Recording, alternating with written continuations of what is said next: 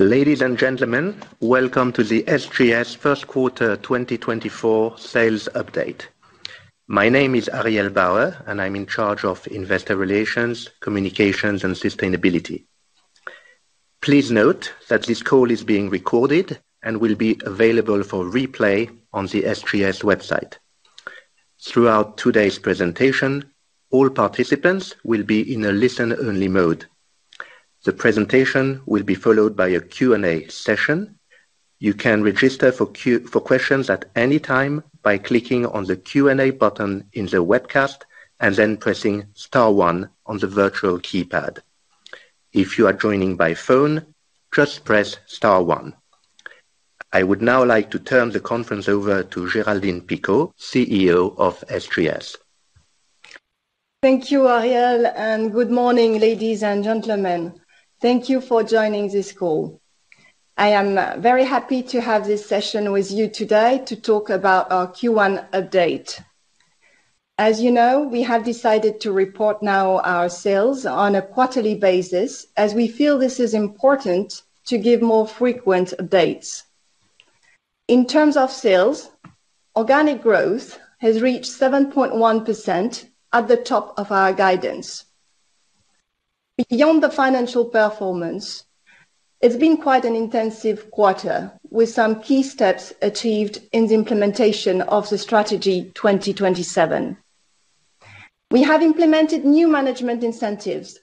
The M&A pipeline is fueled, and I'm proud to announce that we signed the acquisition of ArcLight Wireless recently. This deal, which I will comment in a few minutes, is in direct line with our objectives to invest in digital services and to expand our footprint in the US. Furthermore, I am confident we will be in a position to announce other acquisitions in the coming months. We have launched the restructuring plan I announced in January, which will of course require some time to produce visible effects. The scrip dividend we have proposed at the AGM recorded a good success with 65% take-up. We see this result as a support to our strategy by our shareholders, as it allows a cash saving close to 400 million Swiss francs, which will be allocated to investment.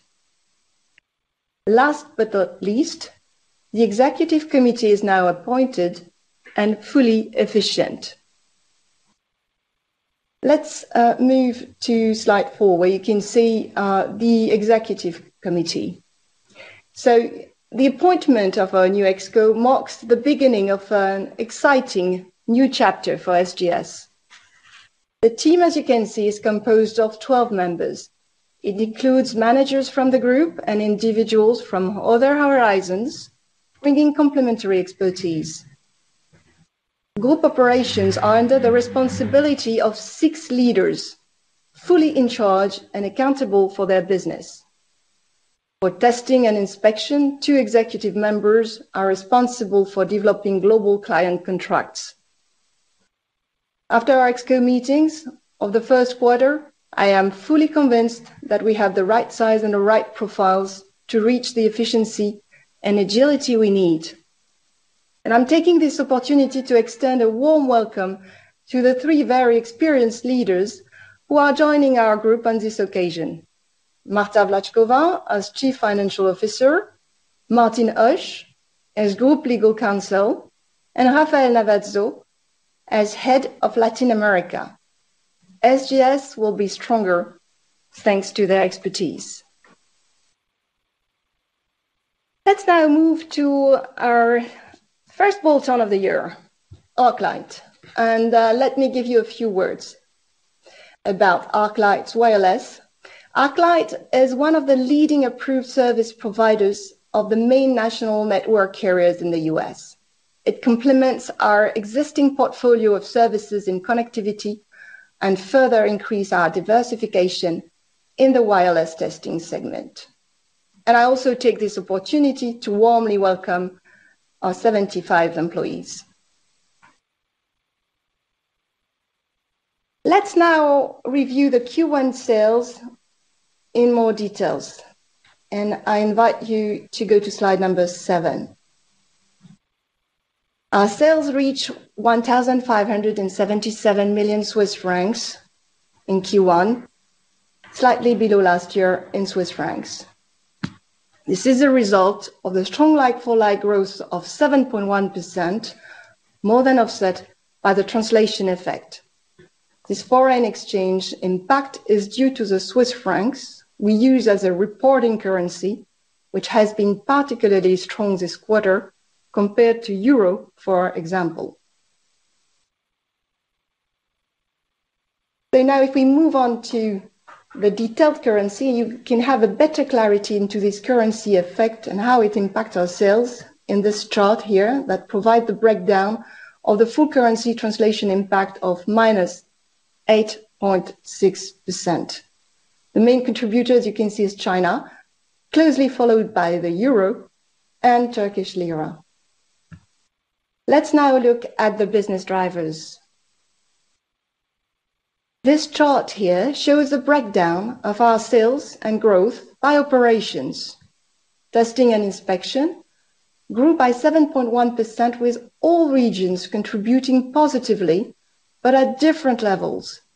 While LATAM and Eastern Europe, Middle East, Africa recorded double-digit organic growth, North America and Asia Pac grew close to 7%, and Europe slightly above 3%. Business assurance performed well at 7.6%, and I will come to it in detail shortly.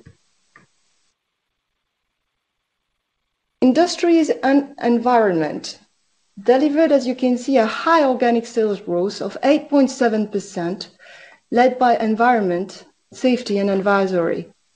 Environmental testing achieved double-digit organic growth, driven by strong momentum in North America and Europe, notably in PFAS. PFAS are not new. Since 2004, SGS has been a pioneer in the detection of these harmful compounds known as forever chemicals in food, water, soil, and other materials. We are witnessing today a significant acceleration in activity driven by regulation. In North America, we already doubled the number of our PFAS labs compared to last year, and we expect to double this number again by year-end. Given the very strong growth rates in this activity, the return on this investment is excellent. Technical assessments and advisory also delivered double-digit organic growth, mainly led by new projects in Latin America. Let's move to natural resources. Natural resources benefited from strong and healthy market trends and delivered organic sales growth of 8.6%. High single-digit organic growth in trade and inspection was driven by pricing power and project wins in all commodities. Strong momentum for services supporting the energy transition continues to fuel growth. This is the case, for instance, with new projects in battery metals in North America, which led to solid results in our metallurgy and consulting subsegment. Let's move to connectivity and products. It generated solid organic sales growth of 6.8%, driven by soft lines and connectivity. In soft lines, lower inventory levels and new opportunities in sustainability have fueled double-digit organic growth. Connectivity continues to benefit from strong momentum, especially in Asia Pac and North America, thanks to increasing regulations. Our leading expertise in cybersecurity, notably at Brightside, also supported growth in connectivity. If we now switch to our health and nutrition segment, here we continued to grow in constant currency, albeit modestly. Organic sales growth was driven by high single-digit growth in food, with very strong performance in Europe and Latin America, supported by regulations and our network expansion. Sales also benefited from double-digit growth in cosmetics and hygiene in Asia Pacific. Let's now move to business assurance. Our business assurance delivered organic sales growth of 7.6%, driven by strong sustainability trends. Double-digit organic growth in management systems certification was supported by a strong activity in strategic segments such as medical devices, digital trust, and food assurance, notably in North America, Europe, and Asia Pac. Quality, health and safety, and environment certification also contributed to growth. High single-digit organic growth in sustainability was actually driven by strong performance in North America and in Europe in ESG assurance and social audits. Let's now move to the outlook, and to conclude this presentation, I would like to confirm our guidance. We see the rest of the year continuing on the good market trends we have experienced in Q1. We are confident that the actions we have launched will support the commitments we have taken on margin, free cash flow, and M&A. And with that, I will now hand over to the operator. The first question is from Sylvia Barker from JP Morgan. Please go ahead. Thank you. Hi, morning. Thanks for taking the questions. First question, on the wireless business within the consumer, within the connectivity and products business. So could you update us on that specific piece, given that was weaker last year, and that was one of the reasons why that margin was a bit lower, specifically on that piece. And then second question, within business assurance, it seems that consulting was maybe a little bit weaker, and obviously that can be quite lumpy. Can you just remind us how big that is and what's the margin on consulting versus the rest of the division? Thank you. Yes, good morning, Sylvia. Thanks for your questions. So on the wireless, I think I have to precise a bit here that, the traditional wireless market, you're right, is suffering. And that's really related to the 5G devices, since there are not many 5G mobile devices being produced currently, right? So here we have a bit of a I would say, challenging time on this very tiny subsegment we have in connectivity. That's fair to say. But our acquisition is not on this part at all. Huh? Our strategy on our client acquisition are really targeting a growing market of network testing. And this group, again, is one of the leading approved service providers of the main national network carriers in the US. So it really complements SGS services where we do testing on products, but again, not only on mobile phones, where this is where you see the challenging times, but all wireless related device, smart sense technology. And actually all these kind of products, IoT and so on, these products, they need compatibility with the national carriers in the US. And this is where the ArcLight comes. So very good business. Then you had a question on business assurance. Business assurance, look, fair to say, the consulting part, which is not the major part of our business assurance, around 20%, to give you a number, but below 20% actually. The consulting part is having projects that have been postponed or pushed to next year. And you have a very strong comparable base. So basically that explains the performance. But I can tell you when it comes to our management system certification, we have a very good growth, a double-digit growth, and we're doing very well. And I think we're going to do well in the core business of BA throughout the year. Perfect. Thanks very much. And maybe just on the margin on consulting, is that comparable to the rest of the division or is that different? No, it's comparable. Okay, perfect. Thank you. Okay, thank you. The next question is from Arthur Truslove from Citi. Please go ahead.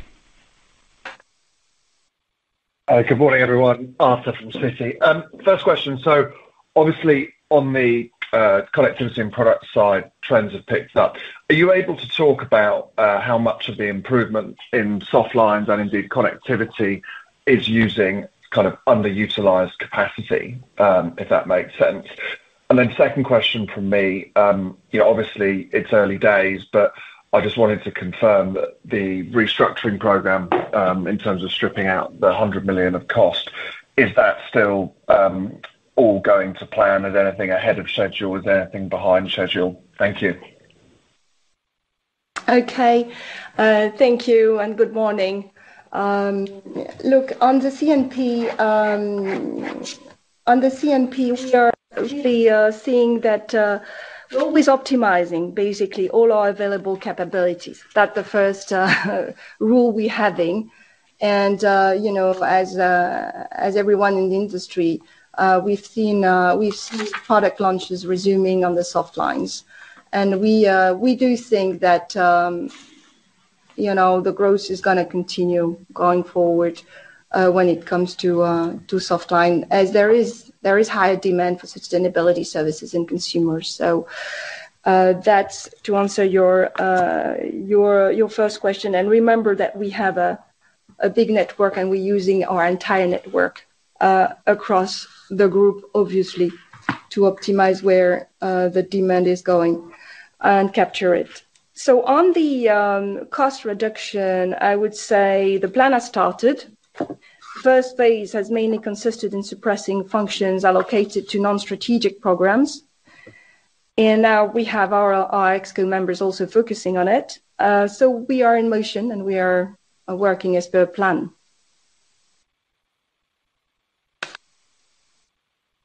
Thank you. Thank you very much. The next question is from Annelies Vermeulen from Morgan Stanley. Please go ahead. Hi, good morning, Geraldine. 2 questions, please. So firstly, on the additional 400 million of cash from the take-up of the scrip dividend, I think in your opening remarks you said allocated to investment. Now that you know that amount, could you give any more colour on where that will be allocated? Is it M&A or is it investments in digital or technology or anything else within the business? And I appreciate your guidance is unchanged today, but are there any changes to the components of your guidance as a result of that, given, when you set the guidance in January, I'm assuming you didn't know what the take-up of the scrip was going to be. That's the first one. Then secondly, just on business assurance, you've called out high single-digit growth in sustainability and in the US and in Europe. I assume in Europe that is increased demand for ESG-related reporting requirements coming into force. But what is driving that in the US? Are you seeing a step up in demand for these kind of services from US-based corporates? Thank you. Yes, thank you. So I will start with your first question around the 400 million cash saving. We're very happy with the take-up. It gives us some firepower to effectively focus on M&A, which is clearly our first priority. And we continue, obviously, to invest where it makes sense to capture the mega trends I explained during the strategy presentation. But it's obviously going to be M&A our first priority. On business assurance, you're right. We have enjoyed a good growth when it comes to Europe. It's fairly true, and that's driven by the ESG, as you mentioned. When it comes to the North America, the growth has been good as well. It's been mainly driven by training and the medical devices, where we see a good growth coming from this industry. That's great. Thank you very much. You're welcome, Annie. Thank you. The next question is from Himanshu Agarwal from BOF. Please go ahead. Hi, thanks for taking my questions. I have the first one on the organic growth in Q1, 7.1%, which was better than we expected. And given there are no significant comps impact in the rest of the year, how should we think about the development going forward? Okay. Well, look, we are going to continue to guide on the same thing that I've guided when I presented the strategy back in end of January. So 5 to 7% organic growth for the year is our objective, and I don't want to change that guidance at this stage. So it's a strong start, and we're very happy about it. And but it's I don't make any more precise prediction at this stage. But do you see any incremental headwinds in the rest of the year that should basically derail this strong start to the year of 7%? No, globally, no. No, I don't see anything at this stage. No. Okay, thank you. And then secondly, if you could just comment on in the 7%, what is price versus volume? Yeah, it's always a bit difficult because you have a volume mix that is very, very important. But I would say that we've, passed on a good chunk of the inflation. So basically, I would say 1/3 price and 2/3 volumes. Back of the envelope. Okay. Yeah. Okay. Thank you. You're welcome. Thank you. The next question is from Rory McKenzie from UBS. Please go ahead. Good morning. It's Rory here. First question. Sorry for focusing on the technical headwinds, but given the FX you laid out on slide 8, can you give any sense as to what margin headwinds that could translate into for the start of this year? Obviously, through last year, a similar FX headwinds saw about a 50 to 60 bits impact on margins. So what does this suggest this year is shaping up to be? And then secondly, can you give us more detail on the new incentive programs you've rolled out in the group? Appreciate you've done it quite quickly, but what are the key KPIs for the divisional teams? How has it changed? And does that include any M&A origination targets? Thank you. Yeah, thank you, Rory, and good morning. So to come to your first questions about the margins and impact of Forex on margins, I think, look, we have launched actions, as I said, to protect our margins. And obviously, such actions will not bear fruits immediately. But look, we see obviously no reason for any deterioration at constant currency, obviously. So we need to execute our strategy 2027 in order to execute on our guidance. Currencies, to complement a bit on currencies. Currencies, it's true to say, have largely depreciated, and it's you noted it yourself. They have depreciated against the Swiss francs, the strong Swiss francs, starting H2 last year. But it's fair to say that they remain more or less, and I don't have a crystal ball, let's be clear, but they remain more or less steady since the beginning of the year, which makes us believe that, the negative impact could be more limited on a full year basis this year. When it comes to the incentive programs, look, it's very simple, and we intend to disclose everything in the remuneration report when we publish our annual report next year in 2025. The incentive programs that we put the organization on are exactly the same KPIs that we have used for our guidance. So their organic growth, there's margins, and their cash. So very simple. That's on the short-term incentive. On the long-term incentive, we have as well the sustainability KPIs and the health and safety ones. So all numerical, quite simple, clear, transparent, external, internal. Thank you. Great, thank you. Thank you, Roy. Thank you. The next question is from Alan Wells from Jefferies. Please go ahead. Hey, good morning, Geraldine. Two from me, please. Firstly, just on the environment side in I&E, you called out PFAS as a tailwind there. Could you maybe just give us a little bit of indication of the size of your PFAS exposure, either as like a percentage of the division or in absolute revenues? Then maybe just talk a little bit about SGS's market position here. I mean, is it a leader? How regional is that? What's the competitive landscape like? That'd be just really interesting. And then secondly, just to follow up on Rory's question on FX, I completely get the limited full year impact, but in terms of the half year, should we expect a similar 50 bip impact from FX at the half year level? Thank you. Okay, thank you. Thank you very much, Alan, for your question, and good morning to you. So your first question on environmental testing, which is the PFAS, mostly PFAS sales here for us. It's a wonderful business, basically. It's growing double digits, and there continues to be an increase and a continuous increase in PFAS focus, which is having a very positive effect on our environmental business in the US. Our plans are really to expand our PFAS capabilities to continue to gain momentum. And I think there was a press release lately just also mentioning, all our accreditation, the new accreditations, because we're really continuing to gain momentum. I think by H1 2024, we'll have 6 of our main, what we call H&S labs, accredited for PFAS, which is double compared to last year. So we're really a leader in US in terms of development.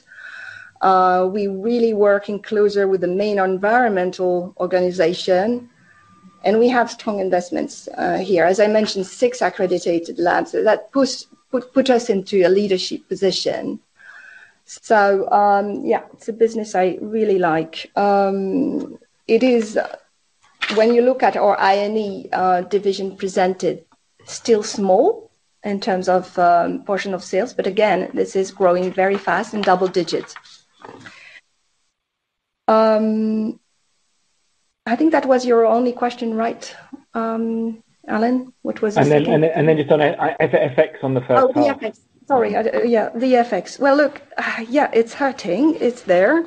Again, the only thing we can do is launch actions and execute as fast as possible.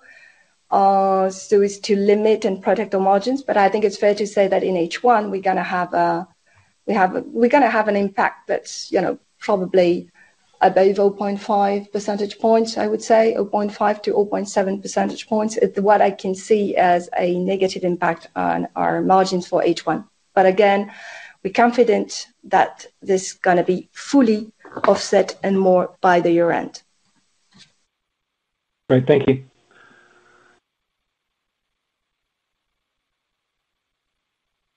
The next question is from Victoria Chung from Goldman Sachs. Please go ahead.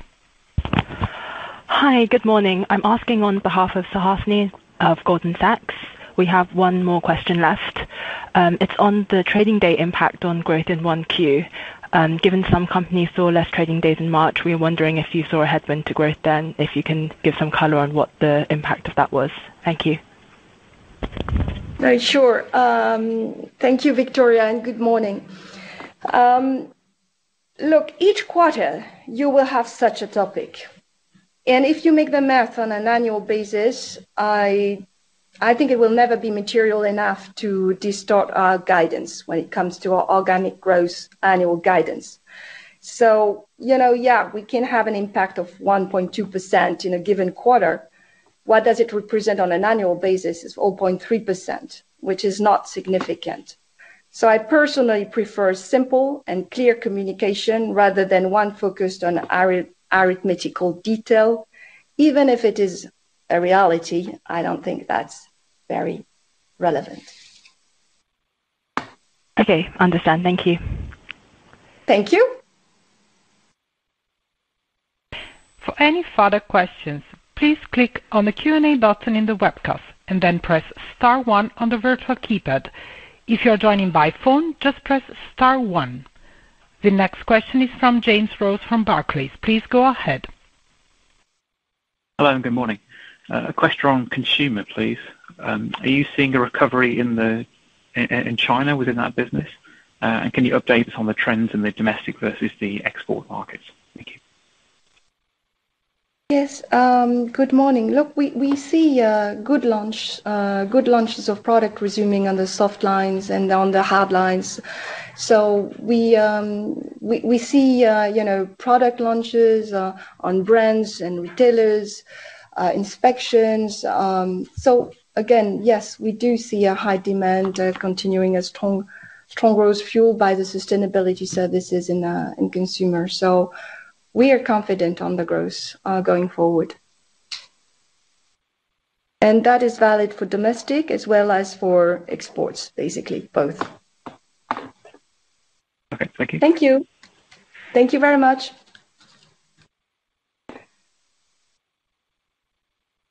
There are no more questions at this time.